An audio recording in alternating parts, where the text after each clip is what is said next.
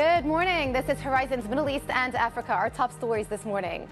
Japanese stocks leading a Tuesday turnaround after the Mad Monday meltdown, reversing most of yesterday's losses. The yen snaps a 5-day rally.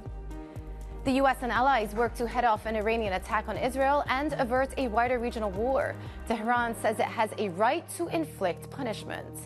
Plus, the world's biggest oil company is set to report second quarter results. We'll drill down into what you need to know ahead of Aramco's earnings.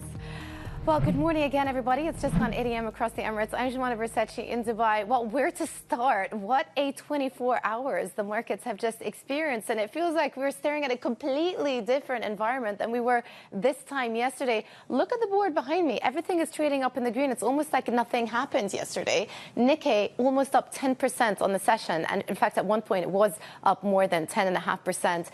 Circuit breakers once again got triggered, but this time to the upside. So pretty much almost fully paring back some of the losses that we had yesterday. The worst day for these Japanese indices since 1987. Some stabilization coming through, and you can see it for Asia Pacific more broadly, up 3.8%, and then the futures as we head into the U.S. session. S&P pointing to 1.5% higher on the day. The Nasdaq up 2.1% after closing down 3% weaker. So massive moves yesterday, but a lot of green on the screen.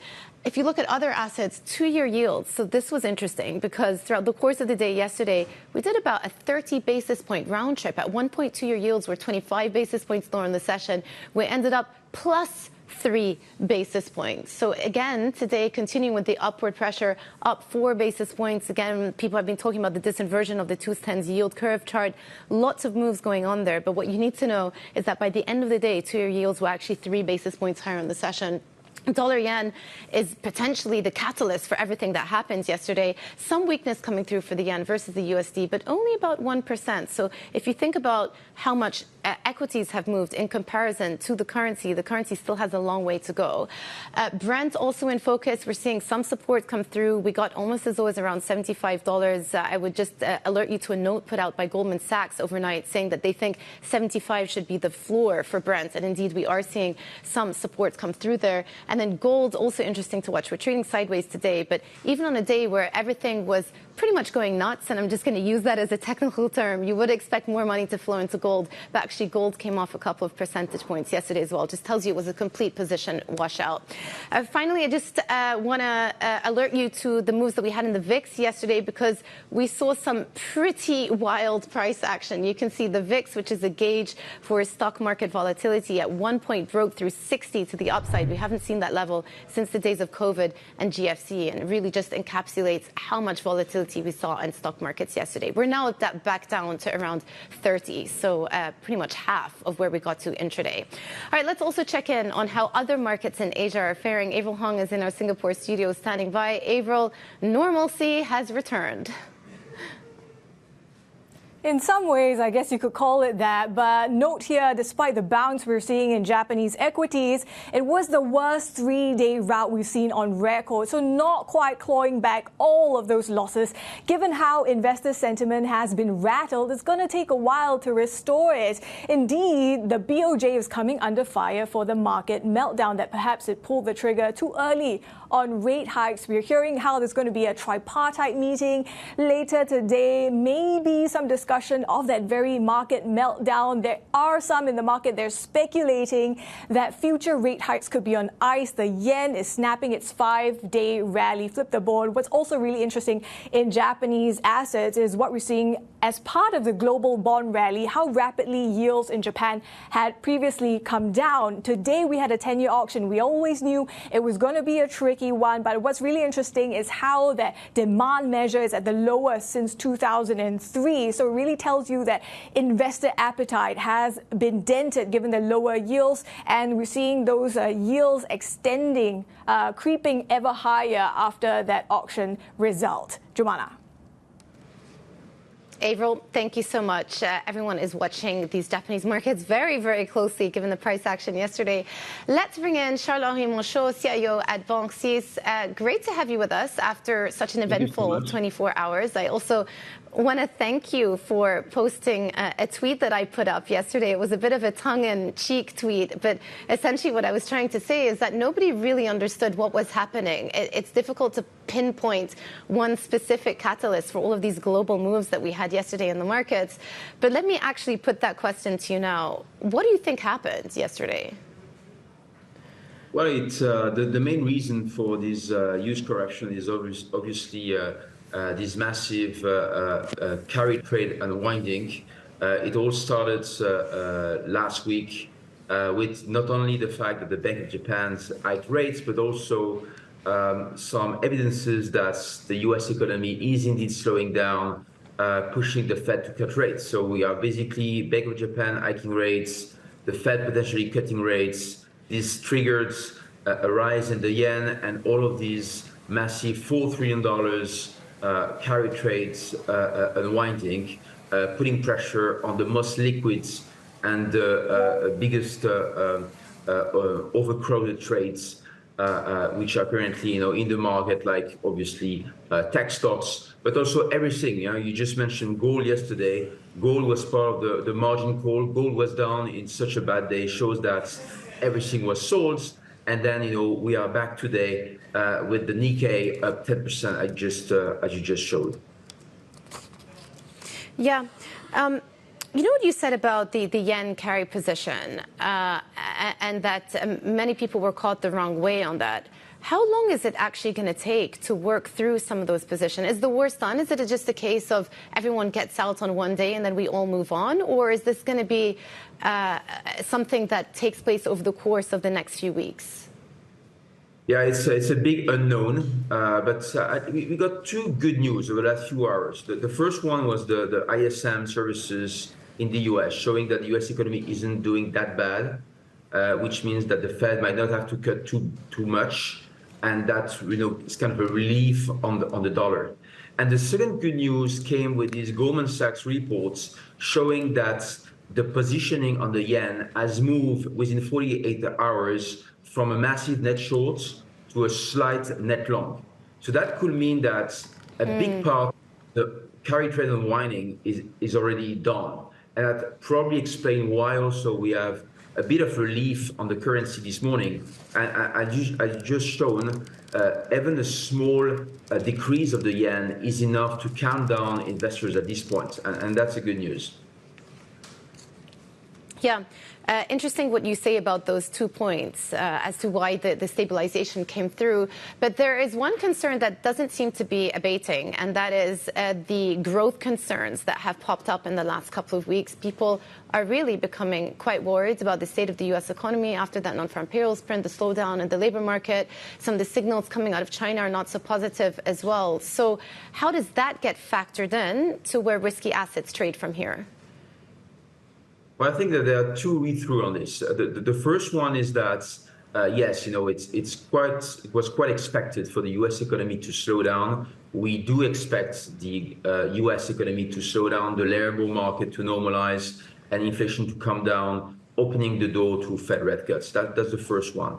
And the second one is this negative feedback loop, because if we do see some market stress in the coming weeks, we know that the consumer has been benefiting from the rise of equity markets, for instance, which means that if we do see, let's say, more volatility, more downside on the markets, this might affect consumer sentiment. This could lead to more economic weakness, which could lead to a more dovish Fed, which could lead to, let's say, more dollar weakness and thus yen strength, potentially opening the door to more carry trade unwinding. So this negative feedback loop is actually quite scary, and probably many investors have this in mind. So this is why we need to see some decent macroeconomic report in the US in the coming days to calm down a bit on the fact that the US economy is not slowing down too much, because a hard landing will be again bad for the dollar and could mean, let's say, more of these carry trade unwinding. Yeah. Did you trade around yesterday's volatility? Is there any portfolio adjustments that you made? Well, we were lucky to rebalance a little bit of portfolios at the end of July because we thought that the move on the equity side was too much. Where we were a bit caught short was on long duration bonds. Indeed, there is negative correlation now between bonds and equities, and we saw that bonds has been a good buffer for portfolios. So what we did, as a kind of risk management measure is to buy some long duration bonds just, to stabilize portfolios. But it was too late to cut more equities. But again, we were lucky to cut a little bit of equity exposure before August. We expect, by the way, markets to stay volatile for a while. Usually when you have a spike of the VIX as the one we saw, it takes between 4 to 6 weeks for market to resume normal course. So we expect the coming weeks to stay volatile. A lot of people were drawing on the fact that the U.S. yield curve, 2s10s, disinverted yesterday. Do you expect that steepening of the yield curve to continue, even in the environment that you just described? Yeah, we believe it's normal course because what should happen in the coming months is also a normalization of monetary policy. So if the Fed start to cut rates, we expect the yield curve to steepen. So this steepening was expected, not as brutal as the one we saw at the end of last week and yesterday, but we expect some steepening of the curve, a bull steepening, obviously. Charles-Henri, always a pleasure to chat to you. Thank you so much for coming on our show today and talking us through what happened with markets yesterday. It was really quite something. The CIO at Banque Syz, thank you very much. Well, U.S. Vice President Kamala Harris has formally won the Democratic presidential nomination. She prevailed in a virtual roll call vote to become the first Black woman and Asian American to lead a major political party's presidential ticket. Harris will formally accept the nomination later this month at the Democratic Convention in Chicago. Meanwhile, Reuters reports she has narrowed her search for a running mate to 2 candidates, Pennsylvania Governor Josh Shapiro and Minnesota Governor Tim Walz. Well, still ahead, the U.S. and its allies say they're working to avoid a wider conflict in the Middle East as Israel braces for a possible attack from Iran. The latest next. This is Bloomberg.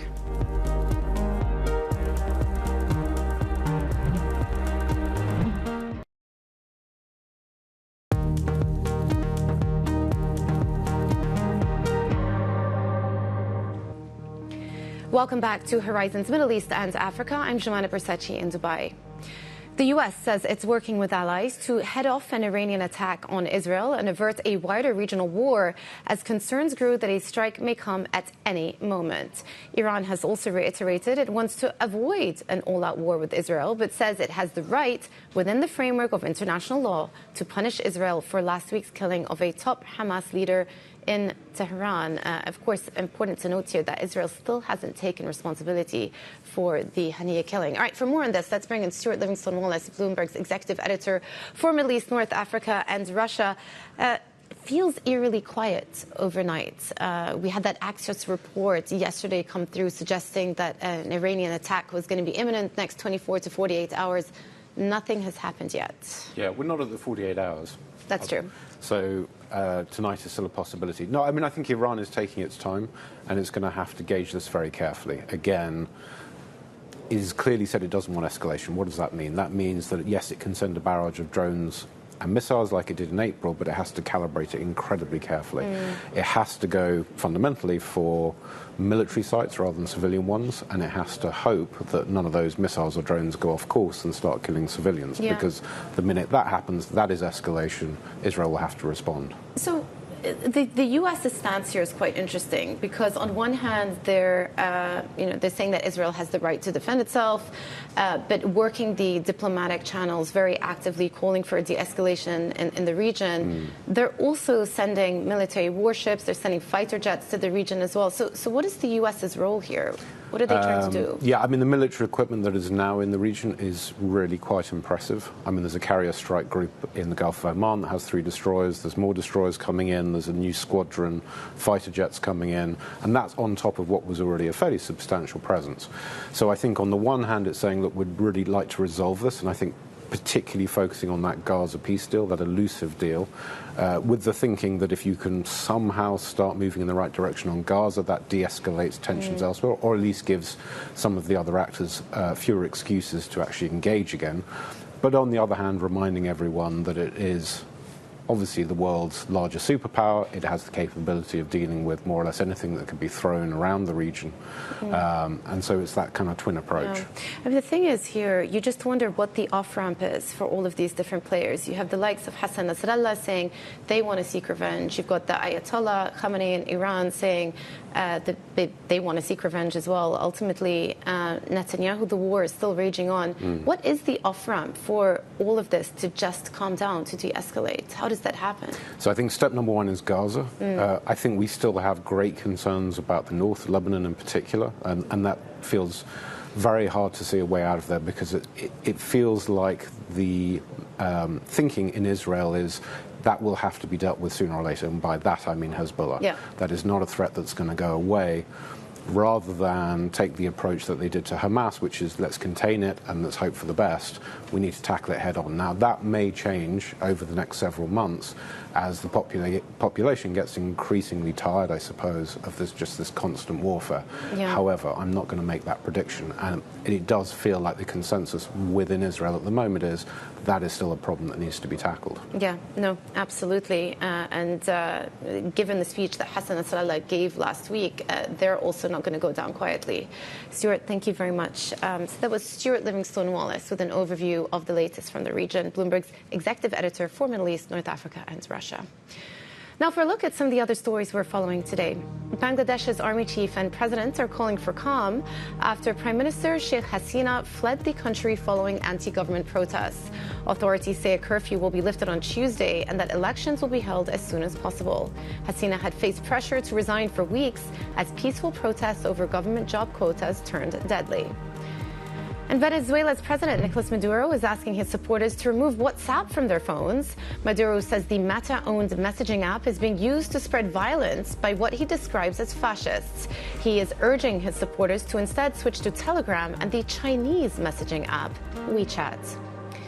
And Turkey's headline inflation dropped to 61.8% in July from 71.6% the previous month, its sharpest drop in nearly 2 years.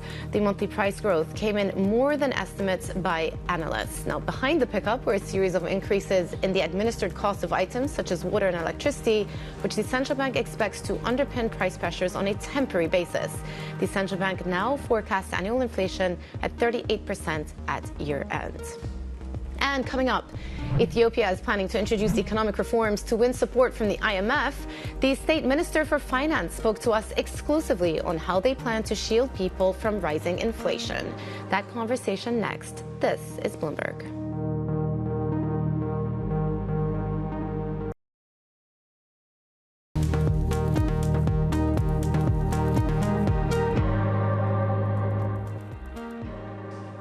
Welcome back to Horizons Middle East and Africa. I'm Jumana Bersechi in Dubai. Ethiopia's government says it's seeking to shield its people from the cost of living crisis with economic reforms to win support from the IMF. The finance minister, Eyob Tekalign, told us a package worth several $1 billion has been prepared for social support. There has been meaningful engagement from our side. We kept our bondholders informed of the process. We've been clear on our strategy. In fact, there are times when we wanted to have a preemptive deal, but the timing did not work out. And so we have strong desire to restructure Eurobond because Ethiopia now probably will be going to the market because our overall rating will significantly improve. Our credit profile would improve. Ethiopia would be a medium to low debt distressed country shortly once this program goes through. So we want to make sure the market understand this, and we are engaging in good faith with our Eurobond holders, and I'm confident that we'll be able to strike a deal. Well, can you tell us some details, though, about that proposal that the advisors have put together? I mean, is there anything you can share with us about what you will be presenting when you do all get a chance to sit down?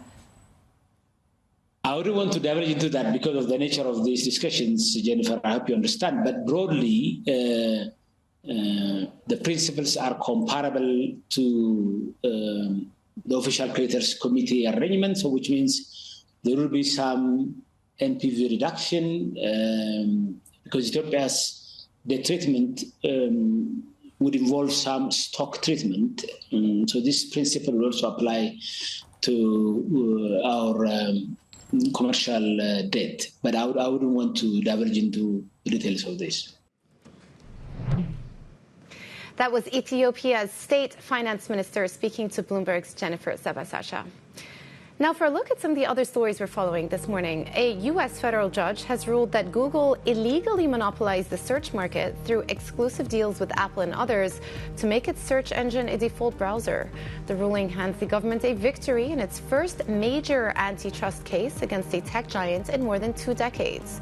Attorney General Merrick Garland calls it a historic win for the American people, while Google says it plans to appeal. Elon Musk's X, the social network formerly known as Twitter, is closing its office in San Francisco. A source says CEO Linda Yaccarino made the announcement in an email to employees. Workers will be relocated to an existing office in San Jose and an engineering office in Palo Alto. The move marks the end of X's history in the city, where Twitter was founded almost 20 years ago. All right, let's turn your attention back to markets because we are seeing some stabilization come through. The market seems to have found its feet.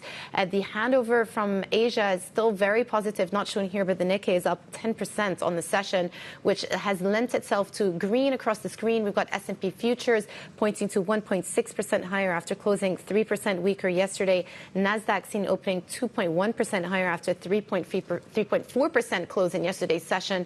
And so Wall Street looks like it is going to open up in positive territory. Even Euro Stoxx futures seen opening up in positive as well, up 1.2%. This as we continue to digest some of the volatility that came through yesterday. Earlier we were talking about the VIX scaled back up to 60 at some point yesterday, not seeing those levels since GFC and COVID, now back down to 30. So some stabilization coming through this morning.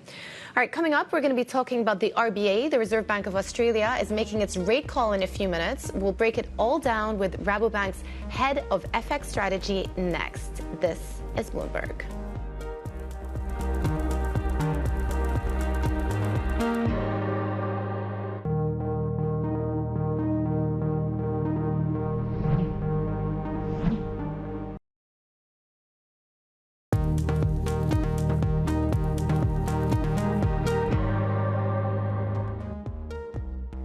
Welcome back. This is Horizons Middle East and Africa. Our top stories this morning. Japanese stocks leading a Tuesday turnaround after the mad Monday meltdown, reversing most of yesterday's losses. The yen snaps a 5-day rally. The U.S. and allies work to head off an Iranian attack on Israel and avert a wider regional war. Tehran says it has a right to inflict punishment. Plus, the world's biggest oil company is set to report second quarter results. We'll drill down into what you need to know ahead of Aramco's earnings. Well, it's just gone 8:30 a.m. across the Emirates. I'm Joanna Versace in Dubai. Let's get you up to speed on some of these markets. After the major moves that we had yesterday, Nikkei seeing its worst day since 1987, ending the session down 12% yesterday. It feels even surreal to mention these numbers. But today, it is up 9.3%, so almost fully recuperating some of the losses that came through. Of course, a lot of volatility still. The overhang is still very much present in these markets. Asia-Pacific stocks up 3.6% on the session. And then as we head into the U.S., both the S&P and the Nasdaq also seen building on gains. So not fully recuperating the losses that were seen in yesterday's session, but again, it feels as though markets are on better footing this morning. Switching over, let's just take a look at some of the other cross-asset instruments that we've been monitoring. 2-year yield, quite a session for 2-year notes yesterday. We've rallied at some point. We were down about 25 basis points on the day, down, and then by the end of the session yesterday we were up 3 basis points. Today up another 4 basis points, almost back at 4% again. So wild swings in the front end of the U.S. yield curve. At some point, again, we were pricing the possibility of an intra-meeting rate cut out of the Fed, but those probabilities have started to subside as well. Dollar yen in focus. We are seeing the yen weakened to the tune of about 0.9% versus the USD. So 145.50 is where we're at. It's still about 11% firmer on the month. Brent seeing some support come through, sitting at around $77, $75 is where we started to see some buying and bullish activity prevail. And then gold also in focus, trading sideways, but at one point yesterday was down a couple of percentage points. Switching over, though, I want to just point out the VIX chart that I've been talking about and the fact that at some point yesterday during the day we broke through 60.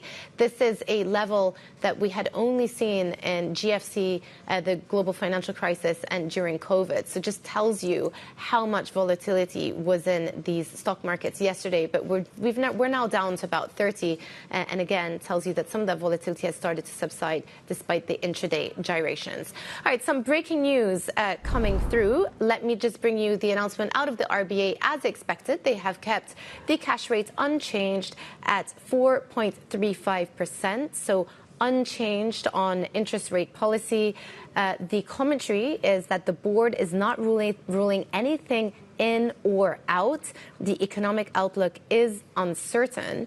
Now, nobody had expected the RBA to it cut interest rates today, but if anything, there has been a more of a hawkish bias to the RBA in the last couple of meetings. However, with the most recent inflation print, it looks like some of that hawkish bias has been taken out. So more commentary here. The board says they will rely upon data, the assessment of risk, resolute in determination to return CPI to target, need to remain vigilant to upside risks to inflation. So again, still concerned, and one of the few central banks out there that is still concerned about the potential upside risks to inflation. And what we saw is the Aussie rose about 0.3% after this decision came out, with the mildly hawkish commentary come through.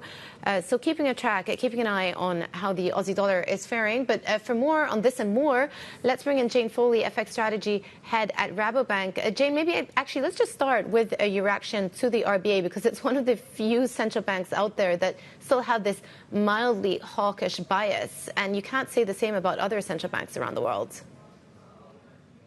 Well, that's exactly right. And until last week, in the middle of last week, when we had the Australian CPI inflation data, there were a lot of people out there thinking that this meeting could bring an interest rate hike. Now, those forecasts evaporated really with the release of that inflation data last week. But we do still see some of that hawkishness and some of this commentary or some of these headlines from the RBA this morning. Clearly, they want to remain vigilant. They say they're not ruling anything in or anything out. So is there likely to be another hike? Well, probably not.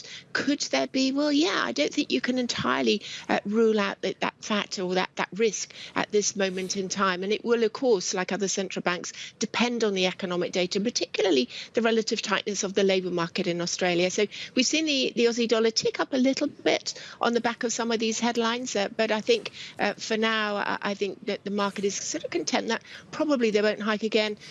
But you can't 100% rule out that risk. Yeah. Well, let me take you to the eye of the storm now, and the price action that we've seen in dollar yen, massive strengthening of the yen versus the USD into and out of the Bank of Japan rate hike. Lots of people were blaming yesterday's global market sell-off on yen carry unwinds. Let me just put that question to you. First of all, who is involved in these yen carry trades? And second question is, how long is it going to take for those positions to actually be fully unwound?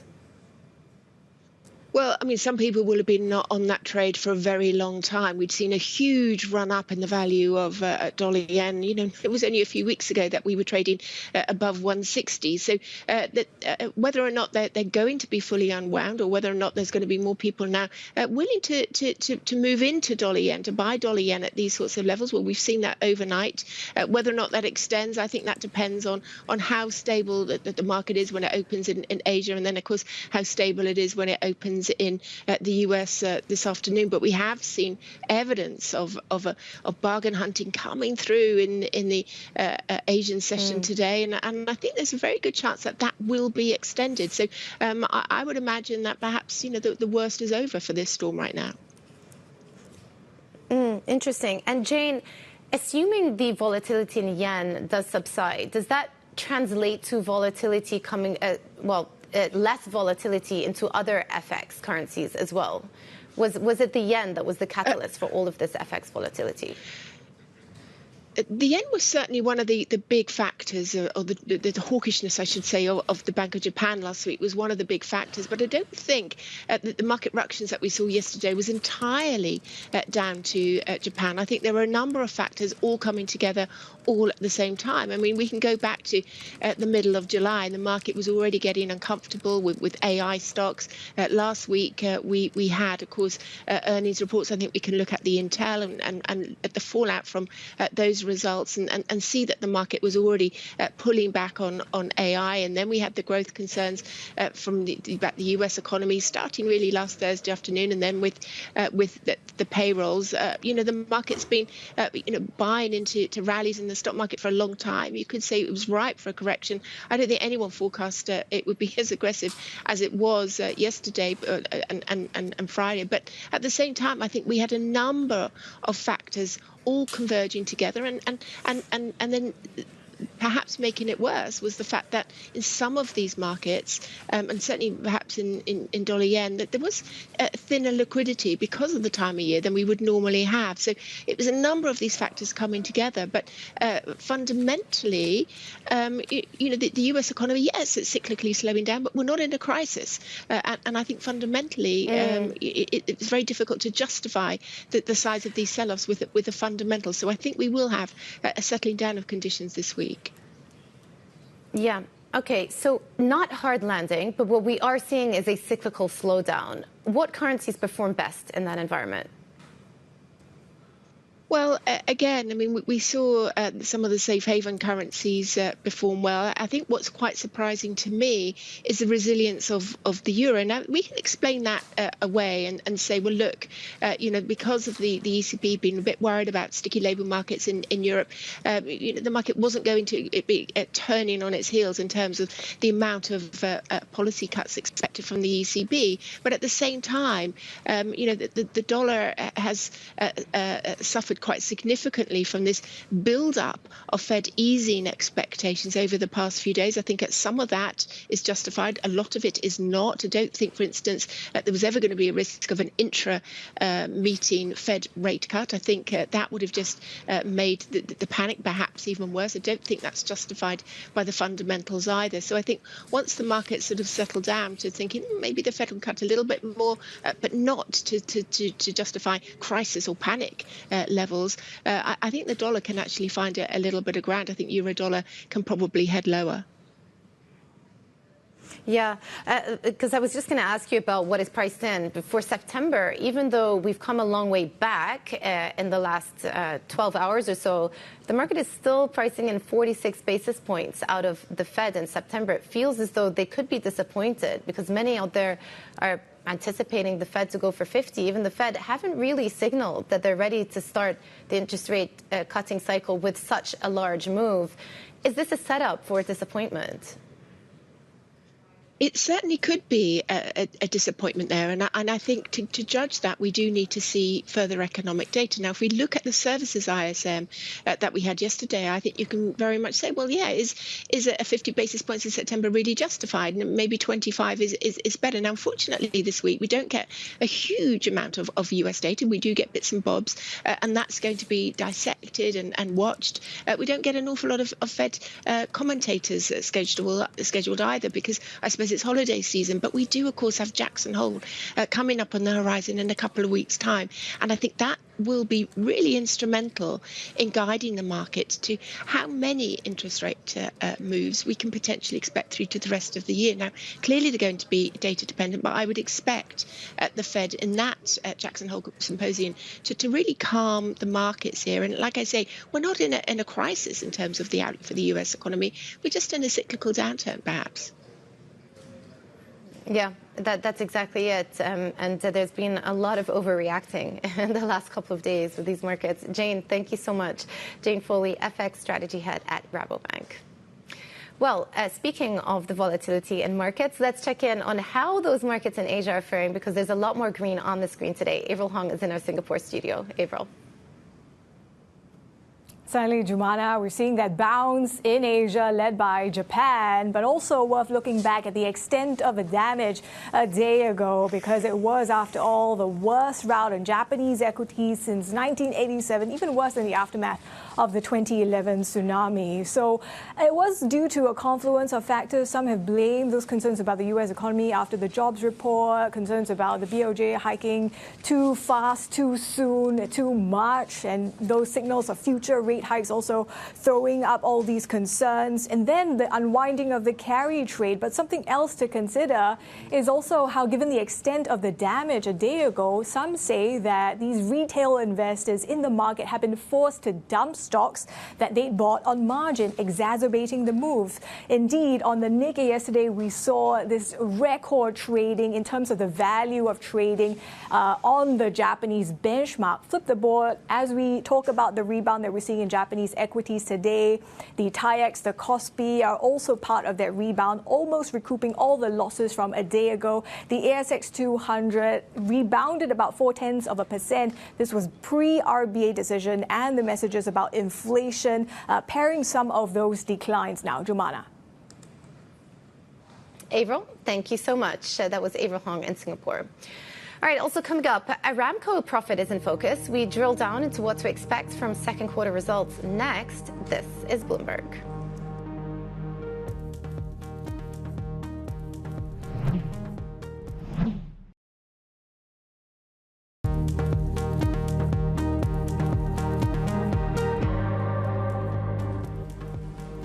Welcome back to Horizons Middle East and Africa. I'm Jumana Bersachi in Dubai. Investors in Saudi Aramco have missed a rally in oil stocks as production cuts weigh on the company. Ahead of today's second quarter earnings, the stock is down almost 19% this year, with management under pressure to maintain the dividend payout to fund Saudi Arabia's economic transformation. So an extremely important company within Saudi Arabia. Joining us for a preview is Bloomberg Intelligence Senior Equity Research Analyst Saleh Yilmaz. First of all, what are we watching out for in these earnings today? So it's set to be a decent quarter for Aramco, I think. When we look at different segments, we have upstream. There's been a better benchmark pricing environment across the global peer group. The thing with Aramco, though, is that because of the OPEC Plus cuts, their oil output is limited just below 9 million barrels per day. When we look at downstream, we know across the peer group, refining margins were down sharply in the second quarter, so there's going to be some weakness there. And when we look at chemicals further downstream, we know through SABIC, which reported results last week, they actually reported a set of results that were better than expected. I mean, chemicals margins have been under a lot of pressure, but it looks like there are some signs of improvement there. So all in all, we're expecting the bottom line to be broadly unchanged over the same period last year. So a decent set of results for Aramco is what we're expecting. Yeah, I'm just monitoring the price action in the chart, in the stock rather. It is down 19% of the year, but also back to levels not seen since early 2020. So why is there so much downward pressure on the Aramco stock? What's going on here? I think the major driver has been the OPEC Plus cuts. I mean, this is perhaps also a reminder for investors that there is significant government influence on the company. As I mentioned earlier, their oil output right now is just below 9 million barrels per day, and that compares with their maximum production capacity of more than 11 million barrels per day. So that's significantly lower. But perhaps more importantly, the investors might be looking at these OPEC Plus cuts and not seeing a clear way out of these output cuts for OPEC Plus. I mean, when you look at their current plan, they're planning to unwind these cuts in the fourth quarter. But that assumes a significant demand growth between now and towards the end of the year. And that's not really a given. And that's on the demand side. When we look at on the supply side, the supply growth outside of OPEC Plus has been quite robust. So when you combine those two together, there isn't really a lot of room left for OPEC Plus to increase and start unwinding these output and therefore cuts. For Saudi to start pumping more oil, and therefore for Aramco to start producing more on the upstream. So it all translates. But one of the other factors that people always talk about, and especially when they had the secondary share listing, the attractiveness was the dividends and the high dividend payout. So even though you saw a moderation in profits, the dividends still stayed at a very high relative percentage. Are there questions about whether this dividend is actually sustainable? Absolutely. I mean, right now they do have, you're right, they do have probably the best dividend yield profile across the major peer group globally. And a big portion of that was the performance-linked dividends that they're paying, these special dividends that they've been paying. And we're not sure if they'll be able to extend those or not, because they're in a position now where, on the one hand, there might be some pressure for them to extend those dividends, because a big portion of these dividends go to the government, and the Saudi government needs those funds for those ambitious transformation projects at home. But at the same time, currently, the company's dividend outlay is higher than the free cash flow that they're generating. Right. So every quarter, their dividend outlay right now is about $31 billion, which is higher than the cash that they're generating. So this means that their net cash position that they have right now is going down. Only in a couple of quarters that would flip into a net debt position.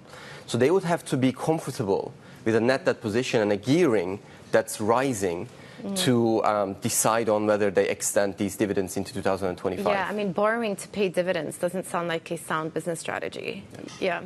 Saleh, so interesting. Let's see what the results bring. Good to have you on with us. Saleh Yilmaz with the overview of what to expect from those Aramco earnings. All right, coming up, big tech was at the forefront of yesterday's global equity rout, and traders are bracing for more wild swings. We have the analysis next. This is Bloomberg.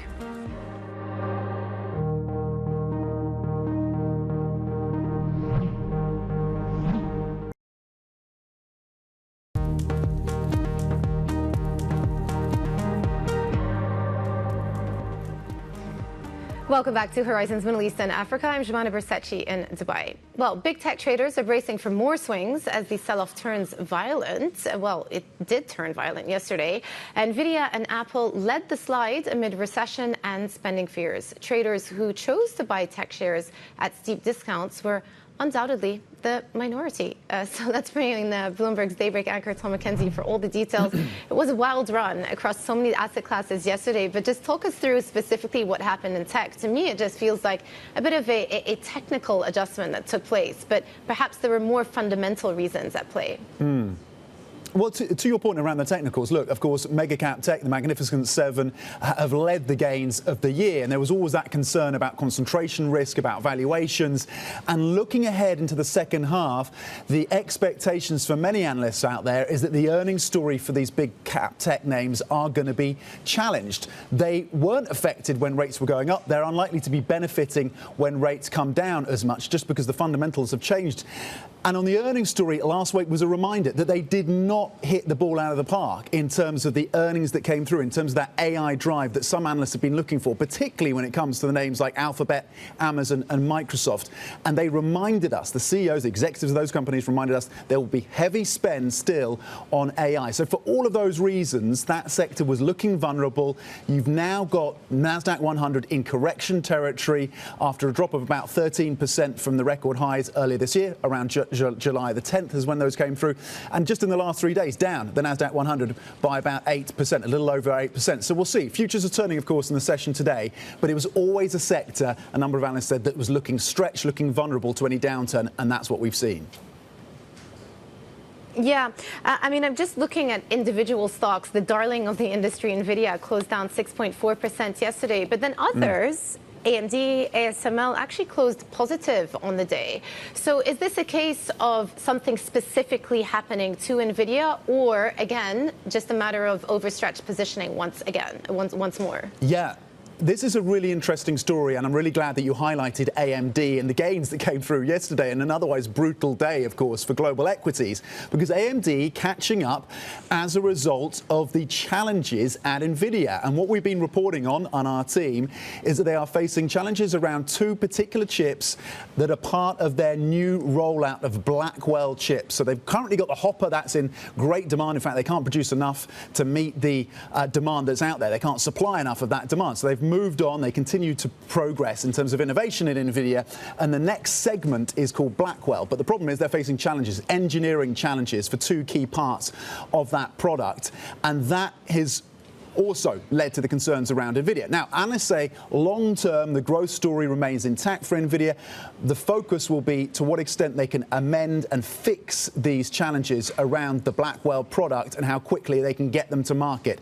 Executives at Nvidia are still saying they hope to ship them by the second half of this year. But it's a reminder that as the innovation increases, the efficiency gains that come through from these highly sophisticated chips, just driving that innovation just becomes that much more challenging. So that was an additional headwind. AMD benefiting from the travails of Nvidia because they, of course, are the two main competitors when it comes to these graphic AI accelerator chips. So interesting. And of course, it does open up the space for challengers to come in, given how much market dominance Nvidia has had over the last year. Tom, fascinating insight. Thank you so much for the overview of specifically what happened in tech and semiconductor space. All right, a quick look at futures because we are seeing some stabilization come through as we head into Tom's show.